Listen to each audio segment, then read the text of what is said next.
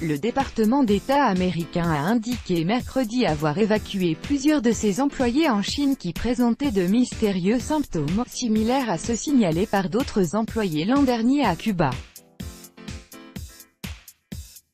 Un certain nombre de personnes travaillant dans le réseau diplomatique américain en Chine ont été rapatriées aux États-Unis afin qu'elles y subissent des examens médicaux plus approfondis. Traumatisme cérébral et bruits anormaux. Selon la porte-parole du département d'État, Heather Nauert, une équipe médicale a été envoyée à Guangzhou, en Chine, après qu'un employé américain a été victime le mois dernier d'un traumatisme cérébral après avoir ressenti des bruits anormaux. Ce cas a ravivé les craintes qu'un rival des États-Unis ait développé un type d'appareil acoustique ou un micro-ondes inconnu.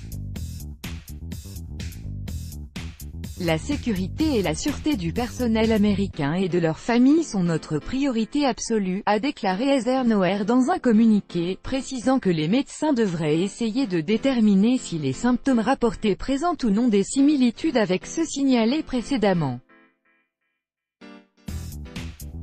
L'année dernière, 24 diplomates américains et les membres de leur famille à Cuba avaient été victimes de mystérieuses attaques, leur provoquant des blessures ressemblant à des traumatismes cérébraux.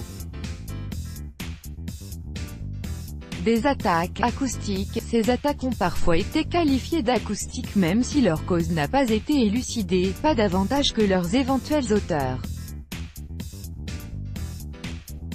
Les États-Unis ont depuis mis sur pied un groupe de travail chargé d'élucider ces mystérieuses maladies frappant les diplomates des deux pays, a déclaré mardi le secrétaire d'État Mike Pompeo. Fin mai, les autorités chinoises avaient assuré n'avoir découvert aucun indice qui permettrait d'expliquer le traumatisme cérébral subi par le fonctionnaire américain en Chine. S'agissant du dernier incident, les États-Unis ne communiquent pas officiellement avec la Chine, a déclaré la porte-parole de la diplomatie chinoise Hua Chunying en ajoutant que les autorités chinoises l'ont appris par un article du New York Times.